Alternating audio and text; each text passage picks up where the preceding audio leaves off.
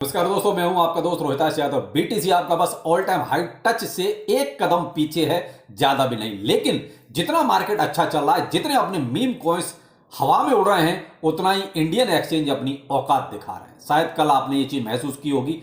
बताते हैं आपको क्या हुआ था, कौन कौन से एक्सचेंज अपनी जब प्रॉफिट का टाइम होता है तभी ये अपनी जो है कहीं ना कहीं औकात दिखा देते हैं। कुछ ऐसा ही हुआ। और आपका ओवर वॉलेट, इसमें बहुत ही इंपॉर्टेंट एक अपडेट है आपके लिए, क्योंकि हम इसमें माइनिंग कर रहे हैं, तो इस पर भी गौर करना बहुत जरूरी है। अच्छा लगे लाइक सब्सक्राइब जरूर कीजिए। चलिए शुरू करते हैं। बीटीसी 68,800 तक का आपने बीटीसी देखा, अच्छा खासा लगा कि शायद अब गया और अब गया, अब ऑल टाइम हाई के ऊपर गया। लेकिन जैसे ही वहां पर पहुंचा, इतना बर्डन हो गया, इतना ट्रैफिक आ गया कि एक्सचेंज झेल ही नहीं पाए। सबसे पहले कॉइन बेस की ऐसी तैसी हुई। कॉइन बेस एक तरह से पहले भी अभी आपने देखा पीछे हॉल्ट हो गया, अभी भी कॉइन बेस जो है कल भी आपने देखा हॉल्ट हो गया। कॉइन बेस तो चलो ठीक है भाई, इंटरनेशनल एक्सचेंज है, उस पर प्रेशर भी ज्यादा है, क्योंकि आपने ईटीएफ के जितने भी एक तरह से कस्टोडियन है वो, तो भाई ईटीएफ की वजह से वो तो मानते हैं कि भाई बड़ी बड़ी कंपनियों का लोड भी उसके ऊपर है, तो वो हो भी सकता है। लेकिन बड़ा एक्सचेंज है, वो अपने आप को मेंटेन भी कर लेता है। इसीलिए बड़ी बड़ी कंपनियां जितनी ये ईटीएफ वाली यानी 9-10 कंपनियां हैं, उन्होंने कॉइन बेस पर ही ट्रस्ट किया है। वरना तो देखिए बाइनेंस भी तो है, और भी बहुत सारे रॉबिनहुड है, जेमिनी है, उन पर तो ज्यादा नहीं, लेकिन कॉइन बेस को इन्होंने यूज किया है, तो वो अपने आप को बहुत जल्दी रिकवर भी करता है। लेकिन यार अब लौट के अगर आते हैं इंडियन एक्सचेंजों पर, कल वजीरेक्स, सन क्रिप्टो, कॉइन स्विच कुबेर, सबके पहिए घूमने लगे, सब बफरिंग में चले गए। यानी किसी पर भी कुछ दिखाई नहीं दे रहा है, कुछ भी कर नहीं सकते। ये सब क्या हुआ? अभी तो कुछ शुरुआत है भाई, अभी तो ऐसा भी नहीं हुआ है कि साहब बहुत ज्यादा कुछ ऐसा हो गया हो। भाई अभी तो थोड़ा थोड़ा सा ही प्रेशर पड़ा है, आप ये मान लीजिए। अभी तो अनाप शनाप जब ट्रेडिंग होगी, अनाप शनाप जब डिपॉजिट विड्रॉल होगा, तब ये क्या करेंगे? क्या ये कुछ दे पाएंगे? भाई देखिए, मैं तो हमेशा से बोलता हूं कि इंडियन एक्सचेंज किसी एक के भरोसे तो बिल्कुल मत रहिए। अब हमें प्रॉब्लम क्या है? प्रॉब्लम ये देखिए, हम 30% टैक्स दे रहे हैं, 1% टीडीएस दे रहे हैं, लेकिन सहूलियत क्या मिल रही है? सहूलियत ये मिल रही है कि जब हम प्रॉफिट बुक करते हैं तभी एक्सचेंजों का पहिया गोल गोल घूमने लगता है। आप प्रॉफिट निकाल नहीं सकते। उस टाइम पर आपका दिल करता है कि कोई ट्रेड आपको कैंसिल करनी है, क्लोज करनी है, तो आप नहीं कर सकते। यानी कुल मिला के आपका लॉस कंफर्म है, क्योंकि विड्रॉ नहीं कर सकते, वहां भी आपका लॉस है। कोई ट्रेड आपकी लगी हुई है और आप चाहते हो कि इमीडिएट में इसको क्लोज कर दूं, तो वहां तो पहिया घूम रहा है, तो आप उसको क्लोज भी नहीं कर सकते, और वो आपकी लॉस में जानी जानी है। अब यहां सॉल्यूशन क्या है? सॉल्यूशन तो देखिए है कि सरकार कुछ करना नहीं चाहती, सरकार को केवल टैक्स चाहिए, तो वो सरकार अपना टैक्स ले लेती है, बात खत्म। सहूलियत क्या दे रही है? वो एक्सचेंज वालों से नहीं पूछ रही कि भाई आप यूजर को सहूलियत क्या दे रहे हो। भाई उनको जो चाहिए वो मिल रहा है कि नहीं मिल रहा है? सरकार को टैक्स मिल रहा है, बात खत्म हो गई। और एक्सचेंज अपनी कहने को आके कह रहे हैं सब कुछ ठीक है साहब, एक्सचेंज अच्छा चल रहा है। अरे क्या अच्छा चल रहा है भाई? कल इतने सारे कमेंट्स ट्विटर पर, टेलीग्राम पर भरे पड़े हैं, लोग कंप्लेंट कर रहे हैं, सर वजीरक्स बोल गया, वजीरक्स तो बैठ गया, वजीरक्स कुछ नहीं चल रहा। सर सन क्रिप्टो को क्या होगा, क्यों पहिया घुमाने में लगा हुआ है? अब भाई मैं भी क्या बता सकता हूं, क्योंकि मुझे तो पता है इनकी औकात इतनी है, ये ज्यादा कुछ कर नहीं सकते। हाँ, मैं CoinDCX जरूर रात चेक कर रहा था, वो परफेक्ट चल रहा था। अब मैं ये नहीं कह सकता कि भाई मेरा ही ठीक चल रहा था या आप, लेकिन मुझे ट्विटर टेलीग्राम पर मेरे कमेंट सेक्शन में मुझे कहीं भी CoinDCX के बारे में कोई कंप्लेंट नहीं मिली, तो मुझे लगता है कि शायद सबका ठीक ठाक वर्क कर रहा था।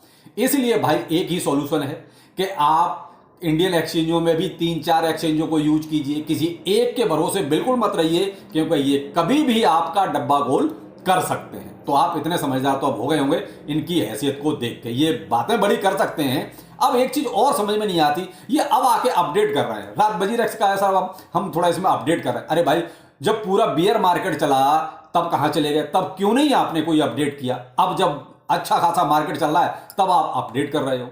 तो भाई ये क्या है? इनके चोचले हैं, कैसे ही अपने आप को बस बचाना है। इनको तो पैसा मिल रहा है, इनको कोई दिक्कत नहीं है। तो भाई अब सोचना आपको ही है, थोड़ा सा जो है 3-4 एक्सचेंजों को यूज कीजिए, किसी एक एक्सचेंज के भरोसे बिल्कुल मत रहो, ये कभी भी आपको धोखा दे सकते हैं किसी भी टाइम।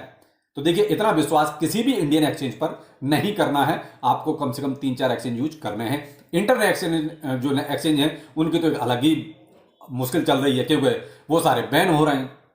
OKX का था, वो भी अब न्यूज फ्लैश कर ही रहा है कि भाई हम अवेलेबल नहीं है इंडिया में। तो इस तरीके से भाई इंडियन एक्सचेंज की मजबूरी हो गई है हमको यूज करना। तो थोड़ा सा इस चीज पर आप गौर जरूर करें, क्योंकि लॉस आपका ही है अल्टीमेटली, तो इसलिए थोड़ा सा आपको ही सोचना पड़ेगा, एक्सचेंजों का कुछ नहीं जाता। अब आते हैं क्या कि मार्केट में क्या, तो सब देखिए मार्केट में फिलहाल कोई सा भी, कल हम बोन की बात कर रहे थे लेकिन नहीं पता था कि मार्केट अचानक से इतना बूम कर जाएगा। आपने बोन भी देखा कल कितना शानदार पंप किया है। तो भाई इसीलिए कहता हूं कि फिलहाल तो आप देखिए किसी को भी सजेस्ट करना है कि ये ले लो या वो ले लो, सब चलना है। कल किसी ने 100% से ज्यादा ऊपर चल रहा था, आज भी अच्छा खासा ठीक ठाक चल रहा है।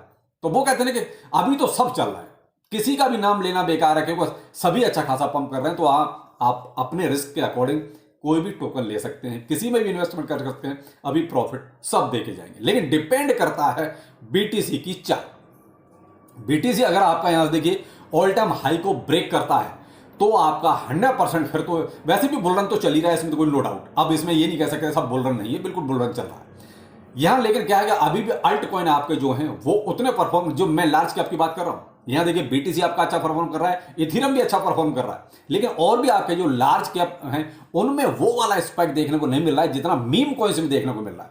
तो कहीं ना कहीं भी अल्ट जो लार्ज कैप वाले हैं उनका सीजन अभी बाकी है, उनमें भी एक अच्छा मैसिव पंप जो दिखाई देना चाहिए वो भी बहुत जल्दी आपको दिखाई देगा। लेकिन आपको होशियारी अपने एक्सचेंजों की तरफ ज्यादा रखनी है, क्योंकि ऐसा ना हो कि आप टोकन अच्छे खासे ले लें, प्रॉफिट भी अच्छा खासा हो जाए, लेकिन एक्सचेंज सारा पानी फेर दें पहिया घुमा घुमा के। थोड़ा सा इस चीज पर गौर जरूर कीजिएगा। ये वीडियो इंपॉर्टेंट था इसी वजह से कि आपको ये खबर देनी बहुत जरूरी है, और इसका कोई सॉल्यूशन भी नहीं है। इसका ये कहो कि कोई सॉल्यूशन है, कोई सॉल्यूशन नहीं है। इसका एक ही सॉल्यूशन है कि आप कम से कम 3-4 इंडियन एक्सचेंजों को यूज कीजिए कि कोई तो चलेगा। सीधा है हमारा माइनिंग ऐप ओवर वॉलेट, इसकी माइनिंग चल रही है और काफी दिनों से चल रही है और बहुत से लोग हमारे साथ टीम के साथ जुड़े हुए हैं। इसमें एक बहुत ही इंपॉर्टेंट अपडेट है और वो है ये कि देखिए आप 13 तारीख को इनका एक तरह से नया ऐप आने वाला है, उसको अपडेट करके ये लाने वाले हैं और उसमें आपके लिए ज्यादा कुछ करना नहीं है। अभी आपको 10 तारीख से पहले मैं तो कहूंगा 10 नहीं, आप 9 तारीख को ही अगर आपने इसमें स्टेकिंग की हुई है उसको पूरा स्टेकिंग को अनस्टेक कर दीजिए, क्योंकि पूरा एक तरह से रिन्यू हो जाएगा ये। क्योंकि देखिए वैसे तो ये कह रहे हैं, इन्होंने बाकायदा एक ट्वीट भी दिया हुआ है और बाकायदा टेलीग्राम पर भी दिया है कि भाई अगर जिनका स्टेक है, जिन्होंने स्टेकिंग पे लगा रखा है, उनका कोई दिक्कत नहीं है, सारा का सारा आपका वहां पर नेक्स्ट जो आपका अपडेट होके जो आएगा इनका वॉलेट एक तरह से पूरा ऐप, तो उसमें दिखाई देगा। लेकिन भाई देखो मैं तो ये कहूंगा रिस्क नहीं लेना है। आप जो है जितना भी आपने स्टेक किया है उसको इमीडिएट आप 9 तारीख से पहले आप अनस्टेक कर लीजिए और वो आपका फ्रंट पेज पर ही सारा नजर आने लगेगा। उसके बाद अपडेट होता है, फिर क्या टर्म एंड कंडीशंस आएंगी, उसके बाद देखेंगे उसमें क्या करना है क्या नहीं करना है। आपकी 11 तारीख से फिलहाल इसकी माइनिंग भी बंद हो जाएगी ओवर वॉलेट के, ध्यान रखिएगा। फिर दोबारा से जब ये 13 तारीख को रिन्यू होके अपडेट होके जब ऐप आएगा तब आपका देखते हैं इसमें किस तरीके से माइनिंग होगी, क्या रिवॉर्ड मिलेगा, आपका कितना क्या इसमें इन्होंने और अपडेट किया है, वो सारी चीजें देखिए 13 तारीख को आपको दिखाई दे जाएंगे। तो इसलिए मैं आपसे कह रहा हूं कि 10 तारीख से पहले आपको अनस्टेक सारा अपना कर देना है।